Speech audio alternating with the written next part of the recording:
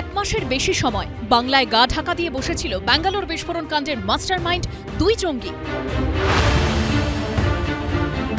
এজেন্সির চোখে ধুলো দিতে সন্দেহভাজন জঙ্গিরা শুধু একের পর এক ঠিকানাই বদলায়নি, মুড়ি মুড়কির মতো বদলেছে সিম কার্ডও। এখনো অবধি তদন্তে উঠে এসেছে ৩৫টিরও বেশি সিম কার্ড ব্যবহার করেছিল দুই সন্দেহভাজন জঙ্গি। একাধিক জাল কার্ড ব্যবহার করে কেনা হয়েছিল গুচ্ছ গুচ্ছ সিম কার্ড।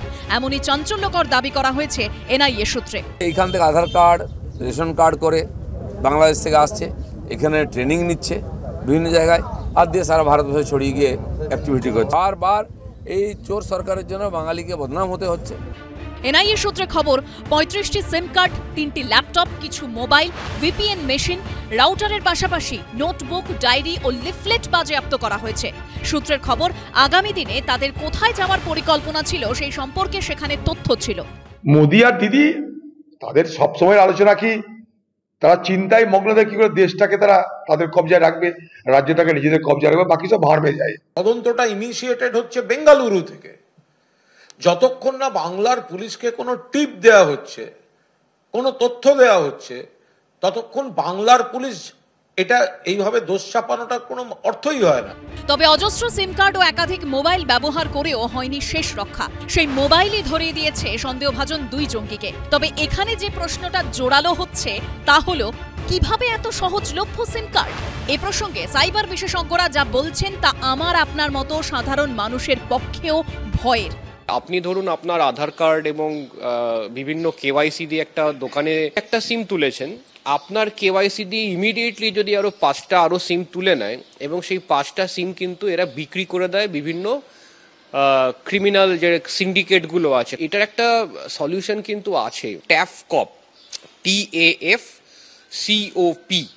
এটা ডিপার্টমেন্ট অফ টেলিকমিউনিকেশনের একটা সাইট। এই সাইটটাতে গিয়ে যদি মোবাইল নাম্বারটা দেয়, সেই মোবাইল নাম্বারটা যে কেওয়াইসি দিয়ে তোলা হয়েছে সেই কেওয়াইসি ব্যবহার করে আর কতগুলো সিমকে তোলা হয়েছে সেটা কিন্তু ইমিডিয়েটলি দেখিয়ে দেবে। গোয়েন্দা সূত্রে দাবি, 12ই মার্চ চাঁদনী চক মার্কেটে মোবাইল ফোন সারাতে যায় সন্দেহভাজন দুই জঙ্গি। চাঁদনীর ওই দোকান মালিকের দাবি, একটি মোবাইল ফোন সারাতে দেওয়া হয়, তাতে কোনো সিম ছিল না। পরদিনই তারা দোকান থেকে ফোন নিয়ে যায়। দোকান মালিকের দাবি, নিজের সিম ঢুকিয়ে তিনি সিমহীন মোবাইল ফোন পরীক্ষা করেছিলেন। এর কিছুদিন পরেই তার দোকানে হাজির হয় এনআইএ। দোকান মালিক সহ দুজনের বয়ান রেকর্ড করে এজেন্সি। ছবি দেখানোয় অন্যতম অভিযুক্ত মুসাবির হোসেন সাজিবকে শনাক্ত করেছিলেন বলে দাবি করেছেন চাঁদনী চকের ওই দোকান মালিক।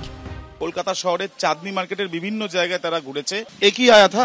हाँ, एक ही आया था। उसके साथ देखिए, अगर डबल आया होगा तो ये दुकान पे नहीं आया था, बट क्या बोल के आया? वो आया था मोबाइल बनवाने के लिए। सर, বাইরের থেকে যখন আসে না, তাদেরকে 3 রকমের সাপোর্ট দেওয়া হয়। 1 নম্বর সাপোর্ট হচ্ছে অর্থনৈতিক সাপোর্ট, সোশ্যাল সাপোর্ট কারা কারা দিয়েছে, আধার কার্ডটা কে বানিয়ে দিয়েছে, ড্রাইভিং লাইসেন্সটা কে বানিয়ে দিয়েছে। আরেকটা সাপোর্ট সেটা হচ্ছে রাজনৈতিক সাপোর্ট। প্রত্যেকটা জিনিস ওদেরকে আইডেন্টিফাই করে দেওয়া হয়েছে। এই লোকগুলোই হচ্ছে আসল অপরাধী। এনআইএ সূত্রে দাবি, 1 মার্চ রামেশ্বরম ক্যাফেতে বিস্ফোরণ কাণ্ডে অভিযুক্তরা 10টিরও বেশি মোবাইল নম্বর ব্যবহার করে। 4 রাজ্যে গা ঢাকা দিতে ব্যবহার করা হয় একাধিক জাল আধার কার্ড। ভুয়ো পরিচয়পত্রের সংখ্যাটা ঠিক কত, সেগুলি কোথায় কোথায় ব্যবহার করা হচ্ছে, সেটাই ভাবাচ্ছে তদন্তকারীদের। এনআইএ সূত্রে খবর, জঙ্গিদের আধার কার্ডে কর্ণাটক, তামিলনাড়ু ও মহারাষ্ট্রের ঠিকানা মিলেছে। তদন্তকারীরা অনুমান করছেন জাল আধার কার্ডগুলি কর্ণাটকেই বানানো হয়েছিল। শনিবার ধৃতদের ব্যাঙ্গালোরের কোড়ামঙ্গলায় আদালতে তোলা হলে তাদের 10 দিনের এনআইএ হেফাজতের নির্দেশ দেন বিচারক। আবির দত্ত, সন্দীপ সরকার ও পার্থপ্রতিম ঘোষের রিপোর্ট, এবিপি আনন্দ।